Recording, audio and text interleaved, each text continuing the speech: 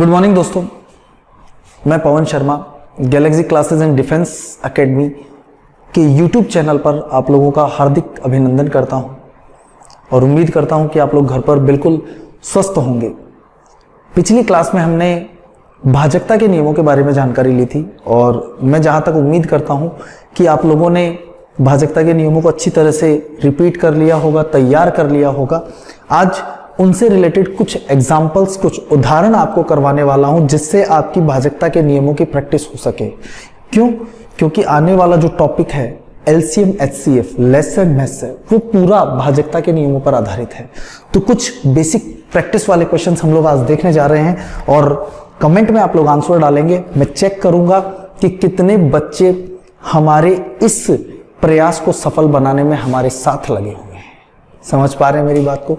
तो इसलिए घबराना नहीं है, बिल्कुल आराम से हंसते हंसते जहां पे कोई बात समझ में नहीं आए आप लोग तुरंत क्लिक करें। जैसे फर्स्ट क्वेश्चन है, ध्यान से देखिएगा। निम्न में से कौन सी संख्या 16 से विभाजित नहीं है? विभाजित नहीं है। पहला बेसिक सिंपल सा क्वेश्चन है, आराम से यहां पे ध्यान देंगे। पहला एग्जांपल लिखा मैंने, पहला आपका ऑप्शन है 1579872। दूसरा आपका ऑप्शन है दोस्तों 1012064।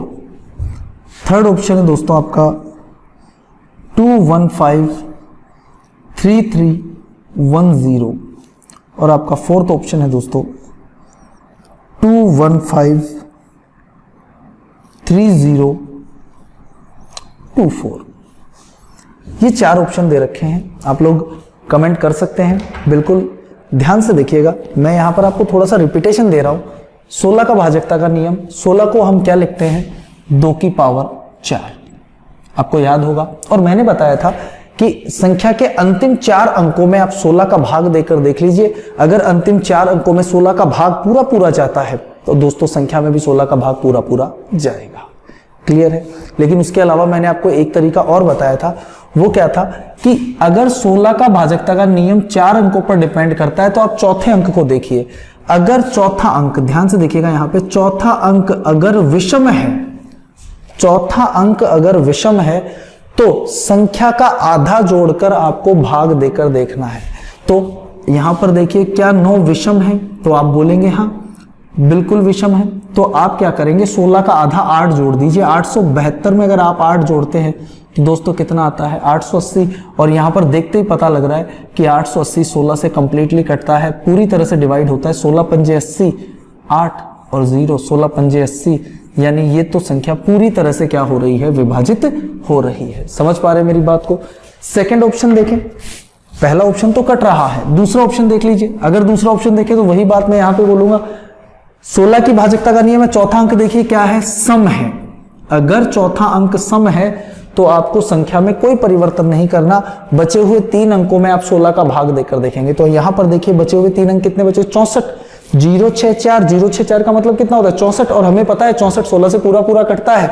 तो दोस्तों इसका मतलब हुआ कि ये संख्या भी 16 से विभाजित होगी, जबकि हमें कौन सी निकालनी है? जो विभाजित ना हो, जो विभाजित ना हो।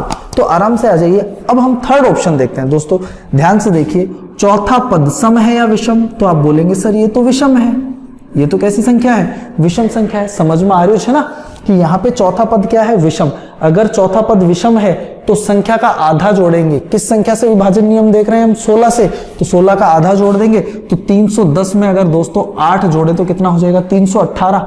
और भाग देना है किसका? 16 का। आराम से डिवाइडेशन कर लेंगे। 16 कम 16 दोस्तों, कितना शेष बचा? 15। कितना शेष बचा? 15। उतारे कितना? 8। अब वही बात आपको पता है, 16 नामे 144 होते हैं और 16 धाई कितने होते हैं? 160। यानी 16 नामे अगर 144 लिखूं यहाँ पे तो 4 और 1 यानी कितना शेष बच रहा है दोस्तों, 14 शेष बच रहा है। तो इसका मतलब ये संख्या 16 से पूरी तरह विभाजित नहीं होगी। समझ में आई मेरी बात? तो इसका मतलब हमारा आंसर कौन सा ऑप्शन हो जाएगा दोस्तों, थर्ड ऑप्शन, कि थर्ड ऑप्शन ऐसा ऑप्शन है जो 16 से पूरी तरह से विभाजित नहीं होगा। क्लियर है बात? आगे चलते हैं, कोई दिक्कत नहीं, प्रैक्टिस कीजिए। जहां तक आप प्रैक्टिस करते रहेंगे तब तक आपकी प्रॉब्लम्स दूर होती रहेंगी। जैसे ही आपने प्रैक्टिस छोड़ी आपका क्वेश्चन गड़बड़ हो जाएगा। जैसे अगला क्वेश्चन है, गौर कीजिएगा,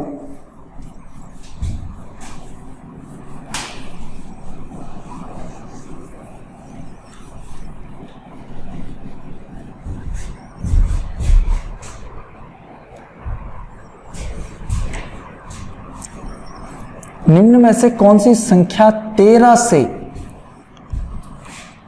से विभाजित होगी? 13 से विभाजित होगी। पहला ऑप्शन दे रखा है दोस्तों आपको 96, 66, 55, 21। सेकंड ऑप्शन दे रखा है आपको 96, 72, 55, 29। थर्ड ऑप्शन दे रखा है दोस्तों 97, 82, 45, 19। और फोर्थ ऑप्शन दे रखा है आपको 97, 81, 46, 19। देखिए यहां पे 13 से विभाजन पूछा है। याद कीजिए, छोटी सी बात याद कीजिए, मैंने आपको बताया था 13, 7, 11 और 13 के लिए मैंने आपको एक ही रूल बताया था कि संख्या के आप कितने कितने अंकों के जोड़े बनाएंगे, 3-3 अंकों के जोड़े बनाएंगे। और अगर जोड़े 2 से ज्यादा बनते हैं, अगर 3-3 अंकों के जोड़े 2 से ज्यादा बनते हैं तो एकांतर क्रम वाले जोड़ों को जोड़कर फिर क्या लिया जाएगा, अंतर। और अंतर अगर 13 से विभाजित है तो संख्या भी 13 से क्या होगी, विभाजित। अगर आपको मेरी बात समझ में नहीं आई है तो आप ध्यान से देखिए मैं क्या कर रहा हूं। यहाँ पे पीछे से 3-3 संख्याओं के जोड़े बनाए हमने। जैसे यहाँ पे हमने एक जोड़ा लिया 521, दूसरा जोड़ा लिया हमने 665, और यहाँ पे 3 का जोड़ा नहीं बन रहा है तो 96 को मैं कितना लिख लूंगा, 096। कितना लिख लूंगा, 096। आराम से ध्यान से, एकांतर क्रम का मतलब एक को छोड़कर एक जोड़ा, ये जोड़े आपस में जुड़ेंगे और फिर क्या लिया जाएगा, अंतर। तो आपका एक जोड़ा तो कितना आ गया, 665 दोस्तों। दूसरे बाकी 2 जोड़ों को ऐड कर लीजिए, तो ऐड करेंगे तो देखिए इनको जोड़िएगा कितना हो जाएगा, आराम से 6 और 1 कितना हुआ, 7, 9 और 2 11, 11 का 1 हासिल कितना, 1, 5 और 1 6, कितना आया 617। एक जोड़ा तो बना आपका 665 और 521 और 096 को प्लस किया तो कितना आया 617। डिफरेंस ले लीजिए, आराम से अंतर लीजिए। देखिए 15 में से 7 गए दोस्तों 8, यहाँ पे बचा 5, 5 में से 1 गया दोस्तों कितना आया 4, और 6 में से 6 चला जाएगा तो कितना आ जाएगा 0। यानी यहाँ पे डिफरेंस कितना आया 48। क्या 48 13 से विभाजित तो होता है? अगर नहीं, अगर विभाजित नहीं हो रहा है तो सीधा सिंपल है कि जो पहली संख्या है वो 13 से विभाजित नहीं होगी। समझ पाए मेरी बात को? सेकंड ऑप्शन देखते हैं, वही 3-3 के जोड़े बनाएंगे, वही 3-3 के जोड़े बना लिए, यहाँ पे कुछ नहीं है तो कितना मान लोगे 0। एकांतर क्रम वाले जोड़ों को जोड़ो, एकांतर क्रम वाले जो जोड़े हैं वो जुड़ जाएंगे आराम से। एक जोड़ा बच गया आपके पास कितना 725, और इनको जोड़ें तो देखिए सेम वैसा ही फॉर्मेट है, कुछ नहीं है। 529 में आपको कितने जोड़ने हैं 96, तो आराम से जोड़ देंगे यहाँ पे 9 और 6 15 का 5 हासिल कितना 1, 3 और 9 12, 12 का 2 हासिल कितना 1, 5 और 1 कितना हो जाएगा 6। दोस्तों डिफरेंस कितने का आया, आराम से 5 0 0, डिफरेंस कितने का आ रहा है 100 का। आप मुझे बताइए क्या 100 13 से विभाजित तो होता है? तो आप बोलेंगे नहीं होता, तो इसका मतलब जो दूसरा ऑप्शन है वो भी 13 से विभाजित नहीं होगा, 13 से विभाजित नहीं होगा। थर्ड ऑप्शन में आ जाइए, वही 3-3 के जोड़े बनाए। इस कैलकुलेशन को थोड़ा फास्ट कीजिएगा, 3-3 के जोड़े बना लीजिए। यहाँ पे ये हो गया 097, आराम से एक जोड़ा तो कितना आ गया 824 आ गया। बाकी एकांतर क्रम वाले जोड़े जोड़ लेंगे तो जोड़ लीजिए, आराम से जोड़ेंगे। 9 और 7 16 का 6 हासिल 1, 1 और 1 2, 2 और 9 कितने हुए 11 हासिल 1, यानी 616। डिफरेंस लीजिए, 14 में से 6 गए कितने आए 8, यहाँ पे बचा 0, सॉरी 1 बचा, 1 में से 1 गया 0 और 8 में से 6 गए। समझ रहे हैं कितना आया डिफरेंस 208। डिफरेंस कितने का आया 208 का। अब मुझे पता है इसे किससे विभाजित करना है, 13 से। आराम से विभाजित करके देख लीजिए, 208 को डिवाइड करें किससे, 13 से। तो 13 एकम 13, 20 में से 13 गई कितना है, 7, उतारे कितना 8, 13 चिक्के 78, कितना आ गया 0। यानी जो डिफरेंस 208 आया ये 13 से पूरा पूरा कट रहा है। तो इसका मतलब ये हुआ कि जो तीसरा ऑप्शन है वो पूरी तरह किससे विभाजित होगा, 13 से विभाजित होगा। उम्मीद करता हूं बात समझ में आई होगी। अगर फिर भी दिक्कत है, वीडियो को रिपीट करके अपनी कमांड को बढ़ाएं। समझ पा रहे हैं? चलिए आगे चलते हैं नेक्स्ट एग्जांपल में। कोई दिक्कत वाली बात नहीं है, आप वीडियो बार बार रिपीट करके देखें, बिल्कुल क्लियर हो जाएगा मैटर, कहीं कोई दिक्कत नहीं आएगी। आराम से ये देखिएगा, एक क्वेश्चन कॉम्पिटिटिव एग्जाम में पूछा गया क्वेश्चन है। आराम से देखिएगा ध्यान से। यहां पे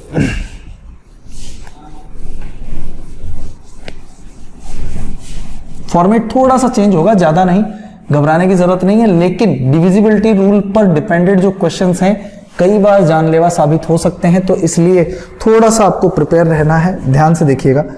जैसे क्वेश्चन, थर्ड क्वेश्चन है आपके सामने कि 5, 6, 7, 8, 2, 9, x 4, 1 11 से पूर्णतया विभाजित होता है या पूर्णतया विभाज्य है। पूर्णतया विभाज्य है। बोर तो नहीं हो रहे ना? तो x का मान बताइए। तो x का मान बताइए। अब छोटा सा वही रिपीटेशन, आपको पता है कि 11 का भाजकता का नियम क्या होता है। हाँ बिल्कुल, कमेंट करते रहिए, आपको कोई दिक्कत वाली बात नहीं है। कमेंट करना है, बिल्कुल उत्साहित होकर, बिल्कुल एनर्जेटिक होकर पढ़ना है। ऐसे नहीं कि बिल्कुल सुस्त होकर बैठे हैं। निराशा बिल्कुल नहीं रखनी है। लॉकडाउन बढ़ने दीजिए, कोई दिक्कत नहीं है। जितना लॉकडाउन बढ़ रहा है उतनी आपकी स्टडी में शार्पनेस आती जा रही है। तो इस लॉकडाउन को बढ़ने दीजिए, कोई दिक्कत नहीं है। आराम से 11 का विभाजकता का नियम क्या था? 11 का भाजकता का नियम यह था कि आप एकांतर क्रम के जो अंक हैं उनका परस्पर योग कीजिए और उनका अंतर लीजिए। यानी एक छोड़कर एक अंकों का क्या लेना है, योग लेना है, और उनका अंतर लेके ये देखना है कि वो अंतर या तो 0 आएगा या 11 से विभाज्य संख्या आएगी। जैसे देखिएगा, एक छोड़कर एक अंक का योग लेना है पहले। तो 5 + 7 कितने हुए, 12, 12 + 2 कितने हुए, 14, 14 + x, 14 + x, और एक ये जोड़ दिया, यानी कितना आ गया दोस्तों, 15 + x। कितना आया, 15 + x। अब बाकी बचे हुए अंकों को जोड़ें तो 8 और 6 14, 14 और 9 23, 23 और 4 27, 23 और 4 कितने आए, 27। समझ पा रहे हैं मेरी बात को? आराम से अब ध्यान दीजिएगा। 23, 27 डिफरेंस आ गया यहाँ पे, सॉरी योग आया 27। अब इनका जो डिफरेंस है वो आपको देखना है, तो बिल्कुल आराम से देख के बताइए मुझे। अगर मैं 27 - 15 + x करूं, 27 - 15 + x करूं दोस्तों, बिल्कुल आराम से देखिए। 27 में से 15 जाएंगे तो आप जानते हैं यहाँ पे कितना आने वाला है। 27 में से 15 माइनस किए कितना है, 12। और कई बच्चे यहाँ पे गड़बड़ कर देते हैं, x प्लस का लिख देते हैं, नहीं गलत बात है। आराम से देखिएगा, अगर 15 माइनस का हो रहा है तो इसका मतलब x भी माइनस का हो जाएगा। तो 12 माइनस कितना लिखोगे, x। अब आप मुझे बताइए, क्या मैं यहां पर x की वैल्यू 12 लिख सकता हूं जिससे ये वैल्यू 0 आ जाए? क्यों? क्योंकि हमने पढ़ा है कि एकांतर स्थान वाले या सम और विषम स्थान वाले अंकों का योग करके उनका अंतर लेने पर या तो 0 आए या फिर 11 से कटने वाली संख्या आए, तभी वह संख्या 11 से क्या होगी, विभाजित होगी। तो अगर मैं इसको 0 बनाना चाहता हूं तो मुझे यहां पे कितना लिखना पड़ेगा, 12। अगर मैं इसे 0 बनाना चाहता हूं तो मुझे x की वैल्यू कितनी लिखनी पड़ेगी, 12। जबकि x तो एक ही अंक की संख्या है, जबकि x तो यहां पर क्या है, एक ही अंक की संख्या है। तो इसका मतलब x की वैल्यू 12 तो नहीं हो सकती। अब मुझे ये बताइए कि मैं x की ऐसी कौन सी वैल्यू रखूं कि बराबर में 11 से कटने वाली संख्या आ जाए। तो आपको पता है सिर्फ एक ही वैल्यू ऐसी है कि मैं यहां पर x का मान दोस्तों कितना लिख दूं, 1, यानी 12 - 1 यानी कितना आ जाएगा, 11, जो 11 से पूरी तरह से कटता है। तो इसका मतलब ये संख्या भी पूरी तरह से कटेगी। तो इसका सीधा सिंपल आंसर होगा दोस्तों, x की वैल्यू कितनी होगी, 1। x की वैल्यू कितनी होगी? देख, 11 का भाजकता का नियम है कि सम और विषम स्थानों वाले अंकों का योग कीजिए और उनका अंतर लीजिए। उनका अंतर यदि 0 आता है या फिर 11 का गुणज आता है तो वह संख्या पूरी पूरी 11 से क्या होगी? विभाजित होगी। 11 से क्या होगी? डिवाइडेड होगी। तो वही बात यहां पर हमने की कि मैंने पहले विषम स्थानों वालों को जोड़ा, 5 और 7 12 और 2 14 प्लस x और 1 यानी 15 प्लस x आया। फिर मैंने सम स्थान के अंकों को जोड़ा तो 8 और 6 14, 14 और 9 23, 23 और 4 कितना है? 27। इनका डिफरेंस लिया तो कितना आया? 12 माइनस x। अगर मैं 0 लाना चाहता हूं बराबर में तो मुझे x की वैल्यू कितनी लिखनी पड़ेगी? 12। x एकल अंक वाली संख्या है इसलिए x की वैल्यू 12 तो क्या है? गलत है। तो फिर मैंने देखा कि x की वैल्यू 1 रखी जाए तो 12 माइनस 1 कितना हो जाएगा? 11, जो 11 से विभाज्य है। अगर ये 11 से विभाज्य है तो इसका मतलब ये पूरी संख्या 11 से विभाज्य होगी, यानी x की वैल्यू कितनी आने वाली है? 1 आने वाली है। समझ आ रही है ना बात? बिल्कुल। अगर कहीं भी दिक्कत है कमेंट डालिए आप लोग, मैं दोबारा रिपीट कर दूंगा। नेक्स्ट एग्जांपल देखते हैं दोस्तों। चलिए अगला एग्जांपल देखें। डिविजिबिलिटी पे बहुत सारे क्वेश्चंस आए हुए हैं, बहुत सारे क्वेश्चंस आए हुए हैं और ये एक सिंपल सा टॉपिक है। इस टॉपिक को इतना टाइम देने का रीजन ये है कि आपका जो नेक्स्ट टॉपिक होगा एलसीएम एचसीएफ वो पूरा इस भाजकता के नियमों पर आधारित है। तो अगर आप अगला टॉपिक क्लियर करना चाहते हैं तो यहां पे थोड़ा सा आपको ध्यान देने की जरूरत है और कुछ नहीं करना विशेष। नेक्स्ट क्वेश्चन देखेंगे, देखिएगा। ए व बी प्राकृत संख्याएं हैं। ए व बी प्राकृत संख्याएं हैं। बहुत ध्यान से देखना है, इंपॉर्टेंट क्वेश्चन है ये। ए व बी प्राकृत संख्याएं हैं। a गुणा बी प्लस 1 24 से विभाजित है। 24 से विभाजित है।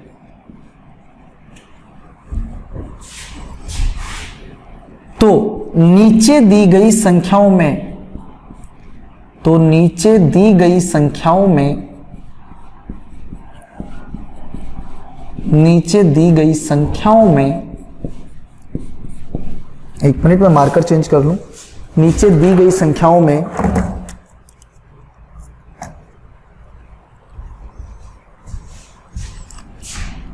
नीचे दी गई संख्याओं में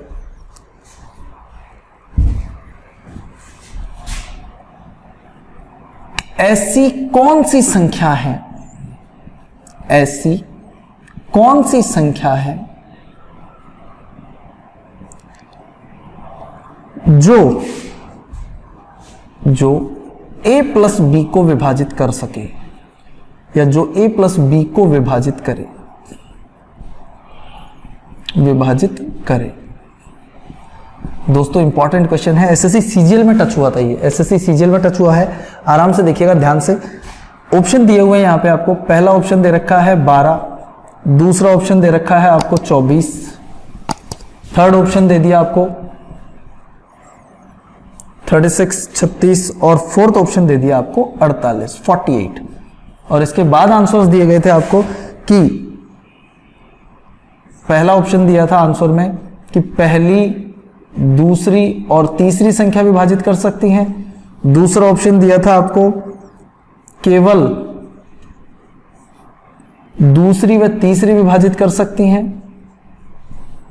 तीसरा ऑप्शन दिया था आपको केवल पहली व दूसरी विभाजित कर सकती हैं। और चौथा ऑप्शन दिया था केवल पहली विभाजित कर सकती है। गौर कीजिएगा यहां पे। सबसे पहले क्वेश्चन को समझिए। क्वेश्चन क्या कह रहा है कि a और b प्राकृत संख्याएं हैं। a व b क्या है दोस्तों? प्राकृत संख्याएं, नेचुरल नंबर्स हैं। a into B plus 1, a गुणा b प्लस 1 में 24 का भाग पूरा पूरा जाता है। अगला कह रहा है ये कि a को b से गुणा कीजिए और उसमें 1 जोड़ दीजिए तो किसका भाग जाएगा? पूरा पूरा 24 का।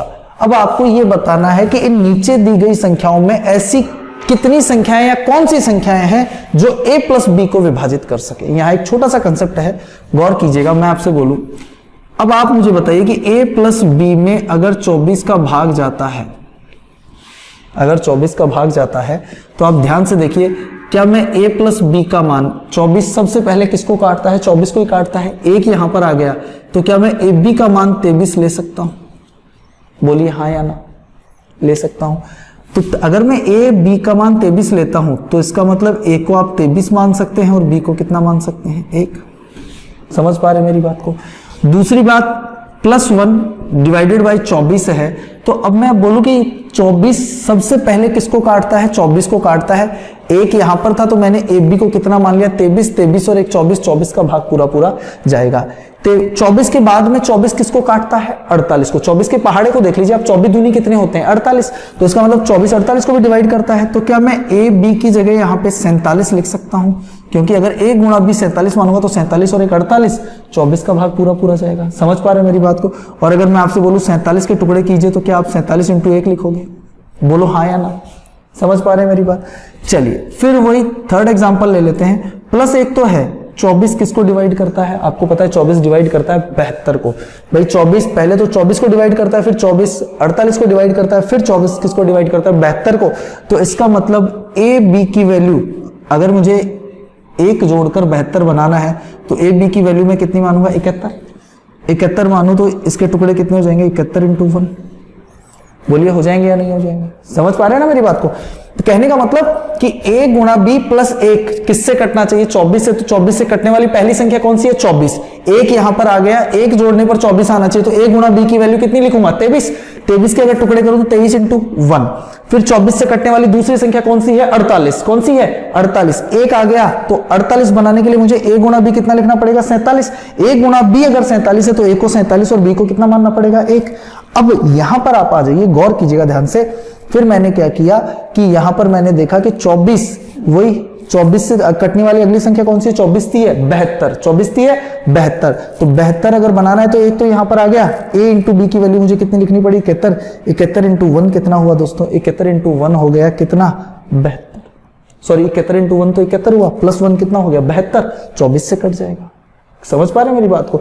अब आपको यह देखना है कि इनमें से कौन सी संख्याएं हैं या कितनी संख्याएं हैं जो a + b को विभाजित करती हैं। आराम से देखिए, अगर मैं आपसे बोलूं a + b निकालिए, फर्स्ट एग्जांपल से a + b निकालोगे, तो पहले एग्जांपल से a + b निकालोगे तो 23, a की वैल्यू 23 और +1 यानी कितनी है? 24। फिर दूसरे एग्जाम्पल से a की वैल्यू कितनी है दोस्तों? 47 + 1 करोगे कितना आया? 48। फिर तीसरे एग्जाम्पल से a + b की वैल्यू निकालोगे तो a को कितना माना है? 71 और b को कितना माना है? 1। तो 71 + 1 यानी वैल्यू कितनी है? 72। मैं यहां देख रहा हूं कि a + b की वैल्यू 24 के पहाड़े में आ रही है, 24 48 72। अब आप गौर कीजिए कौन कौन सी संख्याएं हैं जो a + b को काट सकती हैं। क्या 12 से ये सारी संख्याएं डिवाइडेड हैं? 24 भी कटता है, 48 भी कटता है और 72 भी कटता है। तो इसका मतलब पहला ऑप्शन तो राइट है। पहला ऑप्शन तो क्या है? राइट है। फिर मैं देखूं 24 से 24 कटता है, 48 कटता है, 72 भी कटता है, यानी दूसरा ऑप्शन भी राइट है। फिर मैंने देखा 36 से 24 कटता है क्या? नहीं कटता। 36 के पहाड़े में 24 आता है क्या? नहीं आता। 36 के पहाड़े में 48 आता है? नहीं आता। 36 के पहाड़े में केवल 72 आता है। जबकि उसने ये बोला कि a + b का मतलब a + b का कोई भी मान हो कटना चाहिए, यानी 36 से केवल एक ही मान कट रहा है, बाकी मान नहीं कट रहे हैं, तो इसका मतलब 36 वो संख्या नहीं है। और अगर इसी तरह मैं 48 की बात करूं तो 48 केवल किसको विभाजित करेगा? 48 a + b के बाकी दो मानों को 48 विभाजित नहीं कर पा रहा है, तो इसका मतलब ये भी वो संख्या नहीं है। तो इसका मतलब केवल 12 और 24 ही ऐसी संख्याएं हैं जो a + b के मान को पूरा पूरा विभाजित करेंगी। इसलिए आपका आंसर कौन सा ऑप्शन होगा? थर्ड ऑप्शन की केवल एक व दो, केवल 1 व 2 आपका होगा आंसर। ये ऑप्शन होगा, 1/3 नहीं है, 1 और 2 है। कर पाएंगे? समझ आ रही है बात? कोई दिक्कत नहीं, रिपीट करके देखिएगा, मैं दोबारा बता दूंगा इस क्वेश्चन को। चलिए आगे चलते हैं अगले एग्जाम्पल में। बहुत सारे एग्जाम्पल्स आए हुए हैं ऐसे जो बहुत कंफ्यूज करते हैं एग्जाम्स में, ध्यान दीजिएगा। बहुत ही बढ़िया बढ़िया सवाल लेंगे। नेक्स्ट एग्जाम्पल देखते हैं हम लोग इसी बेस पे। बहुत ही प्यारा क्वेश्चन है, छोटा सा। फिर उसके बाद कुछ एक छोटी छोटी बातें जो आपको पजल्ड कर रही हैं अभी भी। ध्यान से देखिएगा। नेक्स्ट क्वेश्चन है आपके पास मस्त क्वेश्चन है ये भी। A4531B में A व B एकल अंक की संख्याएं हैं। A व B एकल अंक की संख्याएं हैं, एकल अंक की संख्याएं हैं, एकल अंक की संख्याएं हैं जो तथा उपरोक्त संख्या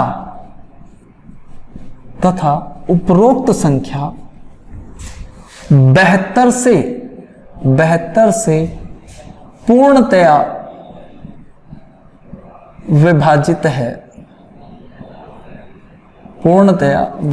है, तो A माइनस बी का मान बताइए। A माइनस बी का मान बताइए। देखिए दोस्तों, थोड़ा सा सेंसिबल क्वेश्चन है, थोड़ा सा माइंड यूज करना है आपको, ज्यादा कुछ विशेष नहीं करना है यहां पे, थोड़ा सा अपना दिमाग लगाना है और इसके बाद तुरंत आंसर आ जाएगा। बिल्कुल ध्यान दीजिएगा आराम से। अच्छा, सबसे पहले A और B एकल अंक की संख्या यानी एक एक अंक वाली संख्या है, ठीक है, और ये डिवाइड किससे हो रही है? 72 से। तो 72 में आपको पता होना चाहिए दो संख्याएं आती हैं, अगर टुकड़े करें तो 8 और 9, यानी सह अभाज्य टुकड़े किए हमने। 72 के सहभाज्य टुकड़े करेंगे तो सहभाज्य टुकड़े क्या होंगे, गुणनखंड क्या होंगे? 8 × 9। अब सबसे पहले वही बात ध्यान दीजिएगा, मैं आपसे बोलूं, गौर कीजिएगा मेरी बात को, आराम से बिल्कुल ध्यान से समझना है। पहले मैं बोलूं कि 9 की भाजकता का नियम, अगर आपको याद हो तो 9 की भाजकता का नियम यह था कि संख्या के अंकों के योग में 9 का भाग जाना चाहिए। अगर ये संख्या 72 से कट रही है तो ये कंफर्म हो गया कि इसमें 8 का भी भाग पूरा जाएगा और 9 का भी भाग पूरा जाएगा। तो इसका मतलब इसके संख्या के अंकों का योग जो होगा वो 9 से कटने वाला होगा। तो आराम से देखिए, 9 काट दीजिए आप, इसमें आराम से 9 काट दीजिए, कैंसिल कर दीजिए, या फिर आप इसको जोड़ के लिख भी सकते हैं, लेकिन आप 9 कैंसिल कर दीजिए। देखिए ध्यान से, 5 और 4 कितने हो गए? 9। 3 और 1 4, 9 से कटने वाला होना चाहिए। तो इसका मतलब A और B जो है वो लगभग बराबर किसके हो सकते हैं? 3 और 1 4 तो ये हो गया। तो इसका मतलब A प्लस B की वैल्यू कितने के बराबर होगी? 5 की। फिर से बोल रहा हूं मैं कि 72 के सहभाज्य गुणनखंड किए मैंने, 8 इंटू कितना आया? 9। समझ पा रहे हैं मेरी बात को? 8 इंटू 9 आया, मैंने 9 का भाजकता का नियम लगाया कि 9 से वही संख्या कटती है जिसके संख्या के अंकों का योग, या वही संख्या कट पाती है जिसके अंकों का योग 9 से विभाजित होता है। तो मैंने देखा 5 और 4 9 कट जाएगा। फिर 3 और 1 कितना आया? 4। अब 4 को काटना है तो इसमें कितना और जोड़ना पड़ेगा? 5, क्योंकि 4 को हम 9 बनाएंगे तभी तो वो कटेगा। तो 4 को 9 बनाने के लिए कितना जोड़ना पड़ेगा? 5। तो ये 5 कौन होगा? A प्लस B का योगफल होगा। A प्लस B की वैल्यू कितनी आ गई? 5। क्लियर है ये बात? पक्का समझ आ रही है ना? फिर उसके बाद अगर मैं बात करूं, दूसरी बात करूं 8 के भाजकता के नियम की। 8 का भाजकता का नियम आप लोगों ने पढ़ रखा है। अंतिम 3 अंकों में किसका भाग जाना चाहिए? 8 का। अंतिम 3 अंकों में किसका भाग जाना चाहिए? 8 का। तो देखिए अंतिम 3 अंक, थोड़ा सा दिमाग लगाने की जरूरत है। 3 1, B की जगह अगर मैं 1 लिख दूं तो क्या बताइए 8 से कटेगा? कभी नहीं कटेगा, क्योंकि इकाई का अंक कैसा आ गया? विषम आ गया। तो इसका मतलब यहां पर 1 वैल्यू तो नहीं आ सकती। अगर मैं यहां पर 2 लिख दूं तो आप आराम से ध्यान से देखिए, अगर मैंने यहां पर 2 लिखा, 8 का भाजकता का नियम, या तो तीनों में भाग देकर देख लीजिए, या फिर याद कीजिए मैंने क्या बताया था, तीसरा अंक क्या है? विषम है। तो 8 का आधा जोड़कर भाग दे दीजिए। 12 में 8 का आधा यानी 4 जोड़ेंगे तो 16 8 से कटता है। तो इसका मतलब ये संख्या 8 से भाज्य हो जाएगी। यानी कहने का मतलब जैसे ही मैंने B की वैल्यू 2 रखी तो ये 8 से कटने वाली संख्या हो गई। 8 3 24, दोस्तों शेष कितना बचा? 7। उतारे कितना? 2। 8 9 72, यानी पूरी कट रही है। तो इसका मतलब हमें पता लग गया कि B की वैल्यू हमें कितनी लिखनी पड़ेगी? 2। तो अगर B की वैल्यू दोस्तों 2 है, A plus B equal to कितना आया? 5। तो A की वैल्यू कितनी होगी? 3। बोलो होगी या नहीं होगी? भाई A प्लस B की वैल्यू हमने कितनी निकाली थी? 5। तो इसका मतलब ये हुआ कि अगर A प्लस B की वैल्यू 5 है, B की वैल्यू 2 आ गई, तो A की वैल्यू कितनी होगी? 3। A माइनस B का मान कितना होगा दोस्तों? 3 - 2, यानी आपका आंसर कितना आ जाएगा 1। उम्मीद करता हूं समझ में आया होगा। थोड़ा सा जनरल क्वेश्चन है, इस बात को आप रिपीट करेंगे तो ये बात क्लियर हो जाएगी। मैं फिर से बता देता हूं कि 72 के मैंने सहभाज्य गुणनखंड किया, 8 इंटू कितना आया 9। अगर 72 से कोई संख्या कटती है तो वो 8 से भी कटनी चाहिए और 9 से भी कटनी चाहिए। 9 की भाजकता का नियम हमने पढ़ रखा है कि संख्या के अंकों का योग 9 से कटना चाहिए। तो मैंने यहाँ पे देखा 5 और 4 9 कट गए, फिर मैंने बाकी अंक जोड़े 3 और 1 4 आया। अगर इनको 9 से काटना है तो 4 को मुझे 9 बनाना पड़ेगा। 4 को मुझे क्या बनाना पड़ेगा 9, और अगर मैं 4 को 9 बनाना चाहता हूं तो मुझे संख्या में कितने अंक और लेने पड़ेंगे 5। तो इसका मतलब a प्लस बी की जो वैल्यू है वो कितनी होगी 5, क्योंकि a और b का योग कम से कम कितना आना चाहिए 5 आना चाहिए। तो a प्लस बी की वैल्यू मैंने कितनी मान ली 5 आराम से। फिर दूसरा मुझे भाजकता का नियम लगाना था, किसका 8 का। तो 8 का भाजकता का नियम अगर आपको लगाना है तो मैंने बताया कि 8 की भाजकता का नियम ये कहता है कि अंतिम 3 अंकों में किसका भाग जाना चाहिए 8 का। अंतिम 3 अंकों में मैंने b की जगह वैल्यू पहले कितनी मानी थी 1। अगर मैं b की वैल्यू 1 मानता हूं तो इकाई-अंक विषम हो गया। अगर इकाई-अंक विषम है तो 8 का भाग जाने का सवाल ही पैदा नहीं होता। तो फिर मैंने b की वैल्यू कितनी मानी 2। अरे कितनी मानी 2 मानते ही 8 का भाग अंतिम 3 अंकों में चला गया। इसका मतलब ये पूरी संख्या 8 से क्या होगी विभाजित। इसका मतलब कंफर्म है कि b की वैल्यू कितनी आएगी 2। a प्लस बी बराबर 5 है, b की वैल्यू 2 आ गई तो इसका मतलब a की वैल्यू कितनी होगी 3 होगी। समझ पा रहे हैं मेरी बात को। ये कुछ बेसिक क्वेश्चंस हैं जिनको आप प्रिपेयर करें, तब जाकर आपको ऐसा लगने लगेगा कि रियल में आपने डिविजिबिलिटी यानी भाजकता के नियमों को पढ़ा। नहीं तो बहुत ज्यादा प्रॉब्लम हो सकती है। कई बच्चे छोटे लेवल तक के क्वेश्चंस को करके संतुष्ट हो जाते हैं कि बस इतना ही है, लेकिन आपको हर तरह का क्वेश्चन देखना है, हर तरह के क्वेश्चंस का सॉल्यूशन करना है, एक लेवल बनाना है। क्योंकि आजकल हर कंपटीशन एग्जाम में आपके इंटेलिजेंस और नॉलेज को नहीं देखते, वो आपकी क्रिएटिविटी और सुपीरियरिटी को देखते हैं। तो इसलिए थोड़ा सा प्रिपेयर रहेंगे मेरे भाई। जहां पर भी आपको गड़बड़ लगे कोई दिक्कत वाली बात नहीं है, मैं आप लोगों के लिए हमेशा तत्पर हूं, हमेशा आप लोगों के साथ हूं। कहीं पर भी कोई प्रॉब्लम आए आप मुझे कमेंट कर सकते हैं, मैं आपको क्वेश्चंस रिपीट कर दूंगा, कोई दिक्कत वाली बात नहीं है। नेक्स्ट देखेंगे ध्यान से। यहाँ पे लास्ट एग्जाम्पल आज का बहुत ही प्यारा एग्जाम्पल है, ध्यान दीजिएगा। पूछा गया क्वेश्चन है, थोड़ी सी लैंग्वेज प्रॉब्लम थी और कुछ नहीं था इस क्वेश्चन में, ध्यान से देखिएगा।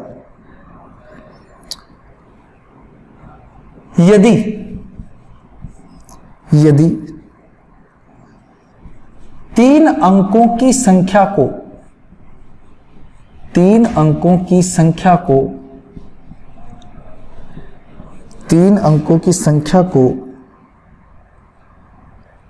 2 बार रिपीट करके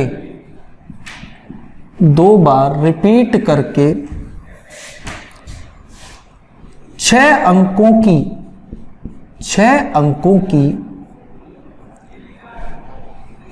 की एक संख्या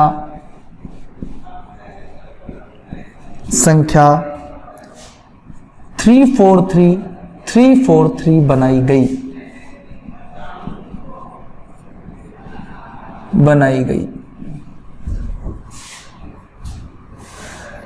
बनाई गई।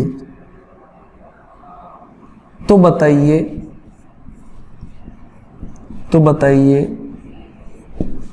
पूछा गया क्वेश्चन है एग्जाम में, तो बताइए प्राप्त संख्या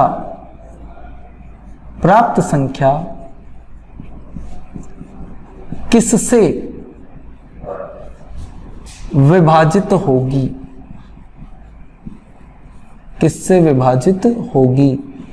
आपके ऑप्शन दे रखे थे, यहां पे सिर्फ लैंग्वेज वाला क्वेश्चन था। ये देखिए लैंग्वेज क्वेश्चन था, गड़बड़ नहीं करनी है, केवल 7 से। सेकंड ऑप्शन केवल 11 से। थर्ड ऑप्शन केवल 13 से। और फोर्थ ऑप्शन था 1001 से। अब अगर आपको याद हो, देखिए ध्यान से 6 अंकों वाला सवाल आया है, अगर आपको याद हो तो 7, 11, 13 का भाजकता का नियम एक ही है। 7, 11, 13 का भाजकता का नियम एक ही है, और वो क्या है, मैंने आपको बताया था कि संख्या के अंकों के 3-3 के जोड़े बनाएंगे और उनका जो अंतर आता है, अगर वो 7, 11 और 13 से कटता है तो इसका मतलब वो संख्या भी 7, 11 और 13 से पूरी कटेगी। समझ पा रहे मेरी बात को। आराम से 3-3 के जोड़े बनाइए, इधर से देखिए और इधर से। कई बच्चे कंफ्यूज हो जाते हैं, 3-3 के जोड़े बनाए, इनका अंतर दोस्तों, इनका अंतर कितना आ रहा है मुझे ध्यान से देखकर बताइए। तो यहां पर अगर मैं देखूं तो इनका अंतर कितना आ रहा है, 0। क्या 0 में 7 का भाग जाता है? बिल्कुल जाता है, 0 में 7 का भाग जाता है। कितनी बार? 0 बार। ठीक है। क्या 0 में 11 का भाग जाता है? जाता है, बिल्कुल सही बात है। क्या 0 में 13 का भाग जाता है? बिल्कुल जाता है। यानी ये जो अंतर है ये 7, 11, 13 तीनों से विभाजित है। ये अंतर वाला नियम 7, 11, 13 के लिए ही लागू होता है। समझ रहे हैं मेरी बात को? अब यहां पर गौर कीजिए। अब कई बच्चे सोचते हैं कि यार ये तो तीनों ही आ गए, लेकिन आप सोचिए, अब मैं आंसर बोल रहा हूं आपसे। मैंने बोला कि ये संख्या तीनों से विभाजित है, अब उसने बोला कि केवल 7 से विभाजित है। मैं कह रहा हूं तीनों से विभाजित है, वो पहले ऑप्शन में बोल रहा है केवल 7 से विभाजित है। इसका मतलब पहला ऑप्शन गलत हो गया, केवल 7 से विभाजित नहीं है, ये तो 7, 11, 13 तीनों से विभाजित है, तो पहला ऑप्शन गलत था। फिर उसने दूसरा ऑप्शन बोला केवल 11 से विभाजित है, ये भी गलत है भाई, केवल 11 से विभाजित नहीं है, 7, 11 और 13 तीनों से विभाजित है, तो उसका मतलब दूसरा ऑप्शन भी क्या है, गलत है। और फिर उसने थर्ड ऑप्शन बोला कि केवल 13 से विभाजित है, तो इसका मतलब ये फिर गलत बोल रहा है, क्योंकि 7, 11 और 13 तीनों से विभाजित है, तो इसका मतलब तीसरा ऑप्शन भी गलत था। तो ये संख्या विभाजित किससे है फिर? 1001 से, क्योंकि यहां पर उसने क्या नहीं लगाया, केवल नहीं लगाया। तो चौथा ऑप्शन आपका सही होगा। और आप चेक भी कर सकते हैं, आप यहां पर चेक कर सकते हैं कि क्या ये 1001 से विभाजित है, क्या ये 1001 से विभाजित है। तो आराम से देखिए, अगर मैं इसको 343 से मल्टीप्लाई कर दूं तो 343 से कम 343 और 343 से कम 343, कोई दिक्कत ही नहीं है। समझ पा रहे हैं? और अगर वैसे नहीं करना चाहें तो आप इसको इस तरह से भी कर सकते हैं। देखिए, इसको अगर मैं लिखना चाहूं तो ऐसे लिख सकता हूं, 343 000 प्लस 343। बोलिए, लिख सकता हूं क्या? अगर मैं इनको जोड़ूं तो क्या ये संख्या प्राप्त होगी? बिल्कुल होगी। अब आप यहां पर 343 कॉमन ले लीजिए। देखिए, 343 अगर आप कॉमन लोगे तो अंदर कितना आएगा, 343 बाहर आ गया तो कितना बचा, 1, और कितने जीरो, 3 जीरो। 343 बाहर आ गया तो अंदर कितना बचा, 1। यानी अगर आप यहां पर गौर करें तो यहां पर एक फैक्टर आ चुका है, 343 ब्रैकेट 1001। तो ये साफ दिखाई दे रहा है कि ये जो संख्या है, ये किससे कटेगी, 1001 से विभाजित होगी, और 7, 11, 13 तीनों से विभाजित होगी। लेकिन इनको अलग अलग देकर अगर इनके साथ केवल लगाता है तो ये ऑप्शन कंप्लीटली गलत होंगे। दोस्तों, मैं उम्मीद करता हूं कि आज जो भी सवाल हमने किए हैं, ये सारे क्वेश्चंस एग्जाम्स में टच हो चुके हैं। आप में से जो पढ़ने वाले बच्चे हैं वो बुक कंसल्ट करते हैं, वो देखते हैं, उन्हें पता है कि क्या मैटर मिल रहा है। समझ रहे हैं? मनचाहा सुनने के लिए अनचाहा सहना पड़ता है। अरे अगर मनचाहा सुनना चाहते हो ना तो उसके लिए बहुत कुछ अनचाहा सहना पड़ता है। समझ रहे हैं मेरी बात को? तो जय हिंद, जय भारत। अगली क्लास में फिर मिलूंगा नए पैटर्न, नए क्वेश्चंस के साथ, ऐसे क्वेश्चंस जो आपके लिए रियल में फायदेमंद है। फालतू के बेसिक क्वेश्चंस करवाने से कोई मतलब नहीं है। Okay, good night.